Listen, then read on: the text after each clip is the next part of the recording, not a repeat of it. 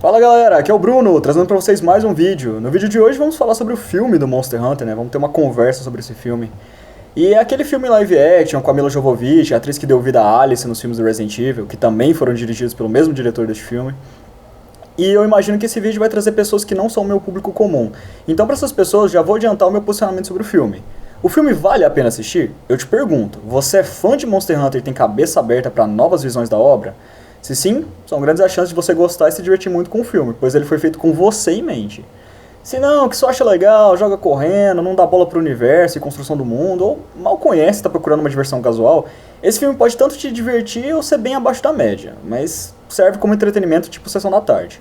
Agora, se você é um fã hardcore, cabeça fechada, que quer tudo igual no jogo, ou uma pessoa que quer ver o melhor filme de todos os tempos, que pretende sair da sala refletindo sua existência no final do filme, que ele vai mudar sua vida, que vai ser a obra-prima dos cinemas dos últimos tempos, aquelas coisas bem críticas de cinema, nem assista porque você vai estar perdendo seu tempo e vai sair odiando o filme e xingando todo mundo, sabe? Tendo dito isso, para as pessoas que só queriam saber disso, pode fechar o vídeo que isso já tem sua resposta. Para aqueles que querem ouvir a minha opinião de forma mais detalhada, para saber por que eu penso assim, mas ainda não viram o filme e não jogaram o evento dele no Monster Hunter World, eu recomendo que fechem o vídeo, assistam o filme e depois joguem o evento. E eu digo nessa ordem, pois o evento se passa após o fim do filme, certo? Aí sim volta aqui, pois o vídeo é longo e está recheado de spoilers. Se você já fez isso ou você não liga para spoilers, então eu convido para que você continue assistindo. Pra quem não me conhece, eu sou o Bruno, criador da Shred Academy, e eu jogo Monster Hunter desde o final de 2011, ou seja, isso já tem quase 10 anos. Eu comecei pelo Freedom Knight, que até hoje é o meu Monster Hunter favorito, tanto que o meu canal é focado nele, trazendo dicas, tutoriais, guias, detonados. A partir dele eu joguei e terminei o Third, que era a sequência pro PSP, joguei o 3 Ultimate do 3DS, tô jogando o 4 Ultimate, e assim que eu terminar eu vou pro Generations Ultimate. Eu joguei Monster Hunter World só depois de terminar tudo que eu queria fazer no jogo base, que agora eu pretendo conhecer a Iceborne. Eu fui atrás de conhecer os clássicos do PlayStation 2, onde eu tive uma extrema dificuldade de adaptação com os controles, onde você batia no analógico e os jogos eram somente em japonês. Eu tive que fazer diversas gambiarras para conseguir jogar o Monster Hunter Frontier e o Monster Hunter Online, que eram MMOs exclusivos da Ásia. Eu, como fã, sou alguém que busca conhecer sobre o mundo, pesquisa lore, os personagens, a ecologia, as mecânicas, que procura o background da série, que quer entender o universo em si. Alguém que vai atrás de mangás, quadrinhos, entrevistas, animes, eventos. E como alguém que jogou todos os jogos da franquia principal e alguns spin-offs, eu posso afirmar que eu verdadeiramente gostei muito desse filme. E para poder explicar sobre por que o filme escolheu a abordagem apresentada como forma de adaptação, primeiro é necessário contextualizar Monster Hunter como uma história e mundo. A história principal, no contexto macro dos jogos da franquia principal, pode ser resumida em uma pessoa que se muda para uma vila, onde começa a atuar como um caçador de monstros em seu dia a dia. Ela passa a pegar e completar pedidos dos moradores para lidar com situações referentes a monstros, atrapalhando a vida dos locais, além de ajudar a realizar entregas de itens e objetos de valor, e constrói uma carreira em cima disso. Em determinado ponto, as ameaças de monstros começam a ficar mais frequentes e as criaturas mais ferozes, até culminar em uma situação onde uma grande catástrofe irá acabar com a vila ou até mesmo com o mundo, caso um monstro lendário não for derrotado. O caçador, agora já experiente e contando com o apoio das pessoas da vila, é enviado pela guilda para lidar e resolver a situação. Assim que ele resolve, é condecorado como herói e salvador por todos. E assim ele continua a seguir seus dias realizando seu trabalho, pois as situações com os monstros nunca terminam e é assim que ele faz a vida. Porém, o que torna a história interessante e única para cada jogo é justamente as interações que temos com os personagens, a partir dos diálogos que eles têm conosco. Apesar de nosso personagem não falar, os moradores conseguem transmitir um senso de individualidade nas falas, cada um com suas manias, personalidade. Você pode conhecer uma velhinha, líder da vila, e descobrir que ela foi a fundadora do local, após ter encontrado o lugar vazio com o irmão, muitos anos atrás, enquanto buscava uma espada gigante do seu ancestral, que lutou contra um monstro lendário. Esse mesmo irmão costuma ficar na guilda e geralmente sai em explorações e missões de caça ao tesouro, além dele ter um gato aprendiz que faz o mesmo e pode ser contratado por você. Você conhece as atendentes da guilda e cada uma delas tem uma personalidade diferente, algumas até mesmo gostam de zoar você e te passar medo antes de pegar alguma quest. Algumas pessoas da cidade que lhe pedem ajuda e, após você resolver o problema, passam a te agradecer e pedem que você não vai mais embora, pois suas ações melhoraram muito a vida na vila. Existem caçadores que são arrogantes com você, mas no fundo eles mesmos cometem erros bobos, mas não querem admitir. Você encontra pessoas reclusas que só querem saber de seus próprios assuntos, pesquisadores que viajam constantemente em busca de novos materiais de pesquisa, sobre as criaturas e estudos sobre lendas há muito tempo esquecidas, instrutores e professores arrogantes na área de treinamento da academia e por aí vai.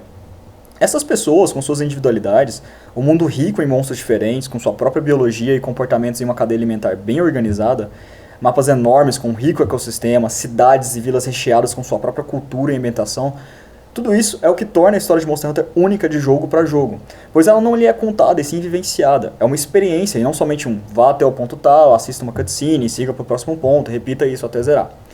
Monster Hunter é muito parecido com Dark Souls, no sentido que ambos não utilizam de muitas cutscenes para te contar a história. Os jogos mais recentes de Monster Hunter foram adicionando cada vez mais isso, como no próprio World, mas antigamente nem cutscenes, fora a intro e o zeramento, existiam. No máximo a intro do monstro e um vídeo de ecologia dele mostrando em seu habitat natural.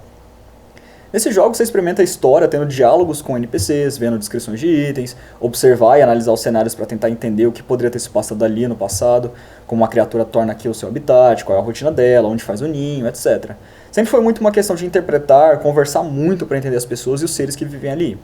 Dark Souls possui uma história principal onde existe um peso muito grande nas decisões e ações do seu personagem, no contexto em que ele está envolvido.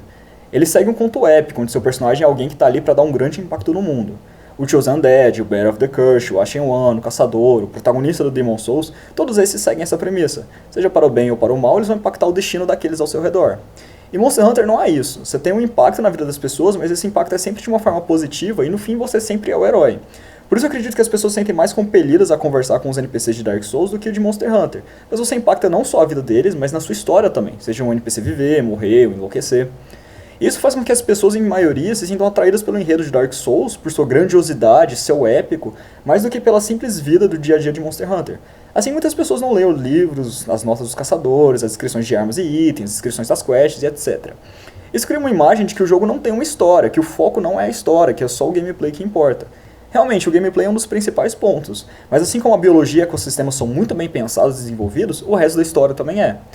Eu me lembro que na época que Dark Souls saiu, que muita gente dizia que não tinha história, que era somente difícil, com um gameplay legal, mas uma trama sem sentido e que não explicava nada. Que ela somente tinha conceitos, e se tinha uma história, ela era horrível, porque era mal contada. Na verdade não era, e sim você que não compreendeu e aceitou a proposta dela em como te contar essa história.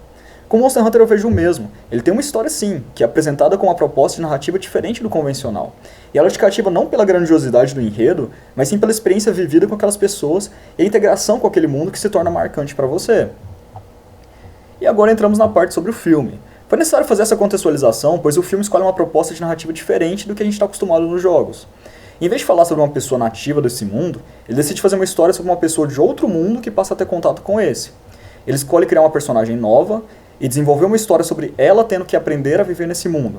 Aprender como funcionam as relações entre monstros, seus pontos fortes e fracos, suas vulnerabilidades, suas rotinas. Aprender a criar uma relação de cooperação e depois de amizade e companheirismo com pessoas desconhecidas mais experientes, ao trabalharem juntas para atingir um objetivo em comum. Ser ensinado no funcionamento de armas, armaduras, ferramentas, estratégias. Durante sua jornada, ela possui dificuldades em suas primeiras lutas, mas consegue sucesso para nos próximos embates ela já se sentir mais confiante e apta a lidar com situações maiores. Isso se reflete em conseguir sair melhor do que no começo, por estar se acostumando e evoluindo como caçadora, se tornando mais experiente e habilidosa no uso das armas e mais eficiente nas caçadas. Até aí, o que é diferente dos jogos? Nada. O que muda é simplesmente ser uma pessoa de outro mundo que veio ao mundo de Monster Hunter através de um portal. Mas assim como Geralt na colaboração com Monster Hunter World e The Witcher 3, isso diz muito sobre a proposta do filme. O filme foi feito como uma mídia a mais, para somar ao universo e não como desrespeito. Foi feito para ser levado com leveza e diversão, que é exatamente como o filme se apresenta. Se você for assistir com a cabeça com esse pensamento, você vai se divertir e rir muito com esse filme. Fazendo uma analogia, para quem é veterano, que vai olhar o filme e imediatamente se colocar no lugar do caçador, nos momentos em que ele for interagir com a Artemis, que é a personagem principal, é como se fosse você, jogador veterano, tentando ensinar como funciona o jogo pro seu amigo noob que nunca jogou Monster Hunter e é viciado em COD. E é muito engraçado quando você olha por esse lado, pois você vê muitas situações que quando você olha como um jogador ensinando a um amigo, se tornam ainda mais engraçadas. Seja da pessoa se assustando com os efeitos da arma, seja você usando ela de isca para atrair o monstro, ou mesmo tirar com a cara dela para ela achar que sua arma mega ultra potente lançadora de mísseis vai servir de algo contra os monstros. E isso dá uma sensação de proximidade do jogador com o filme, pois provavelmente você já fez tudo isso com seus amigos durante sua experiência com o jogo. Pontos positivos do filme.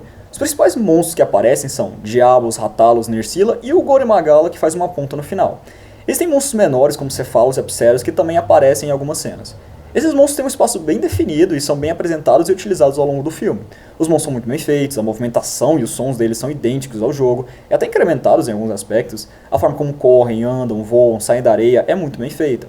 O diretor do filme chegou até a mostrar para os criadores do jogo e eles gostaram muito, tanto que isso o deixou muito feliz. Nas palavras dele, se nós podemos entregar isso a vocês, nós podemos entregar aos fãs, e eu como fã gostei muito. Ele escolheu uma abordagem mais realista no quesito dos monstros, em seu comportamento ser mais agressivo e violento, inclusive matando pessoas que invadem seu território. Isso não é algo incomum nos jogos no quesito história, visto que vários NPCs caçadores já foram incapacitados e aleijados durante as caçadas, e tiveram que se aposentar da profissão. Porém, em gameplay, nós somente somos jogados de volta ao acampamento inicial para tentar de novo. Caso falhamos por 3 vezes a quest, simplesmente ela falha. Mas não há morte definitiva para o nosso caçador.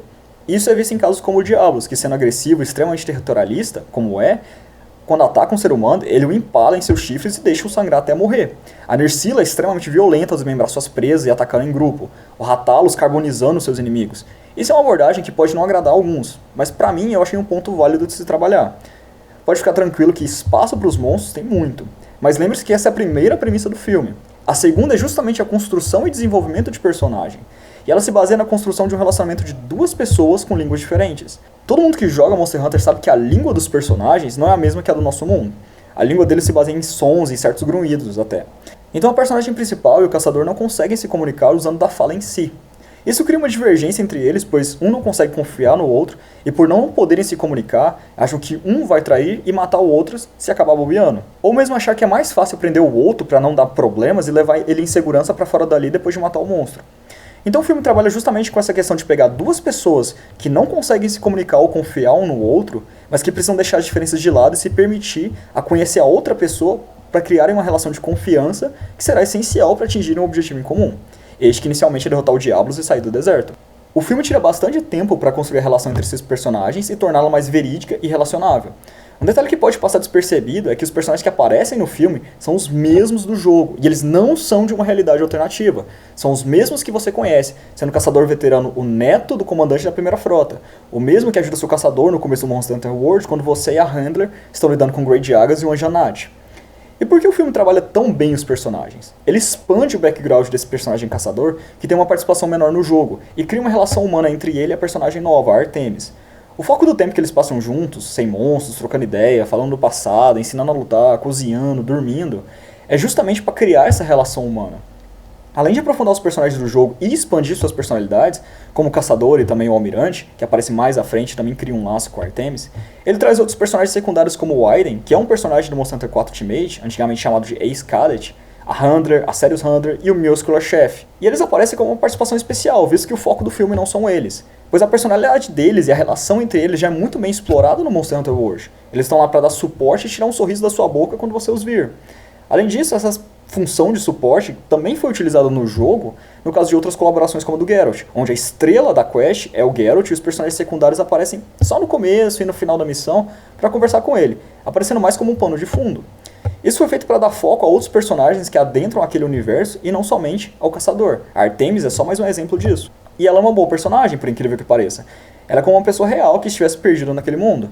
E ela tem uma personalidade forte no sentido de que ela é bem casca-grossa para lidar com as situações. Ela é bem porradeira e é uma mina que você passa a se importar com ela.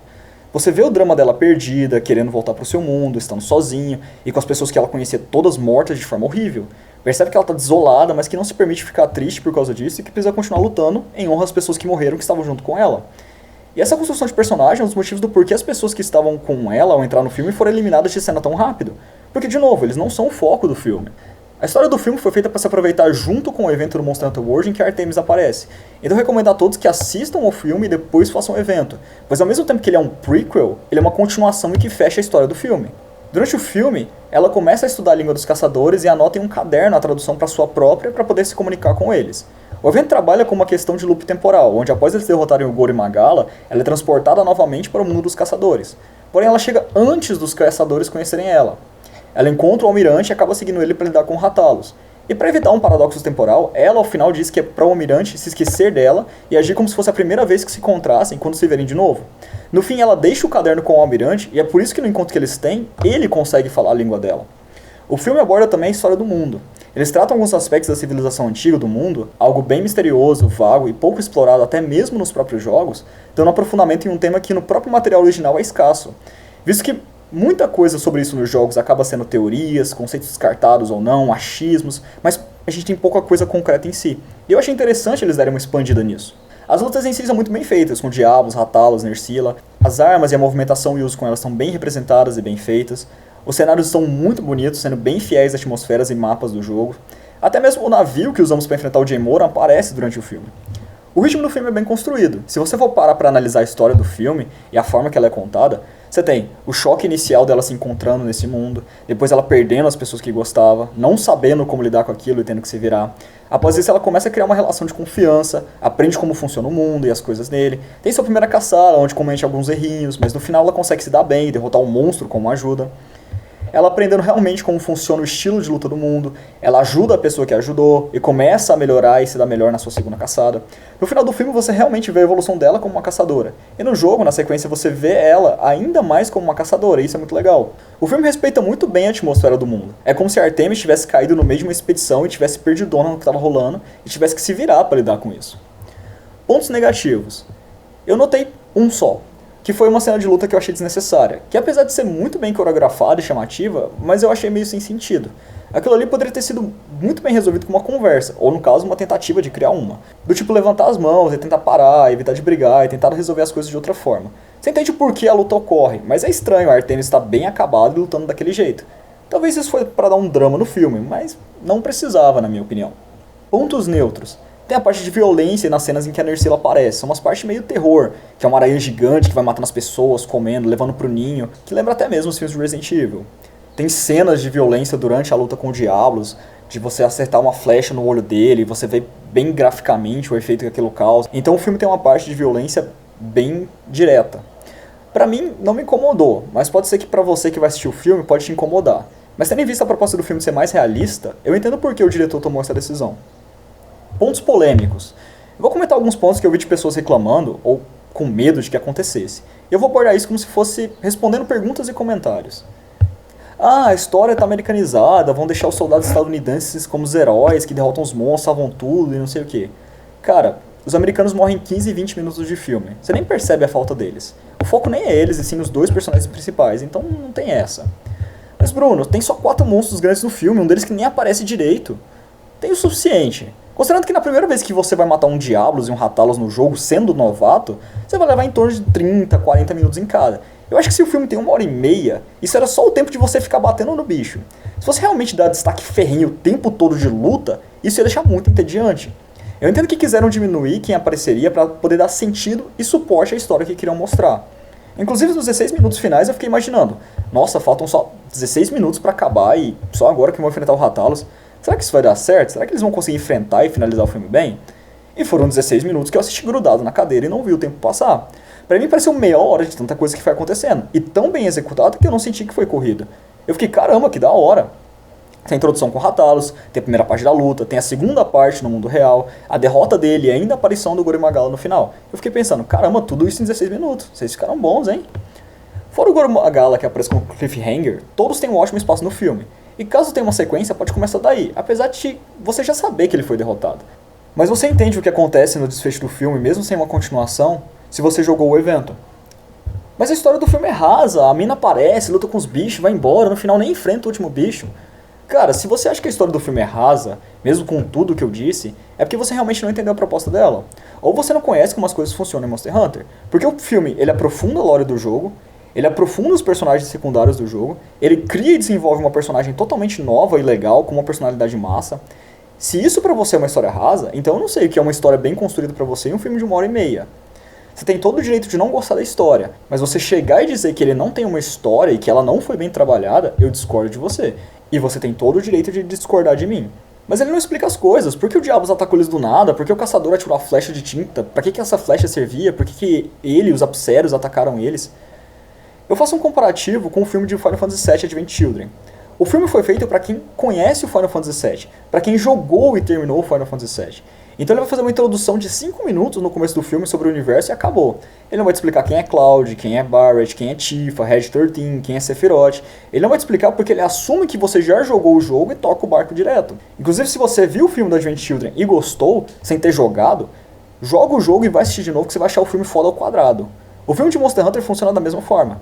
Se você jogou, sabe por que serve uma flecha de tinta, por que o cara usou ela pra poder chamar atenção, sabe que o Diablos é um bicho que é extremamente territorialista e vai atacar qualquer um que vai entrar na área dele, e no final da área, você ainda enfrenta um boss completamente novo, que tá ali também pra defender aquilo, da mesma forma que o Ratalos no filme. Então é uma coisa que também já foi explorada em uma outra mídia de Monster Hunter.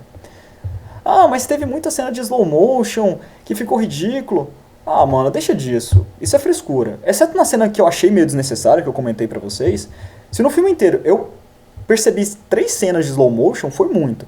Isso não incomoda nem atrapalha em nada o filme. É claro que tem muitas pessoas que vão assistir, que vão ficar notando isso e vai se incomodar. Mas pra mim isso cai naquela questão de ser um ponto neutro. Vai ter gente que vai gostar, vai ter gente que não vai se importar e vai ter gente que nem mal vai perceber que aquilo acontece. Ah, mas quem vai assistir o filme e defender vai ser só fanboy e não sei o que. Cara, eu digo a você, é um filme feito pra se divertir e não o melhor filme do mundo. E nisso ele cumpre muito bem o seu papel, de uma forma muito boa.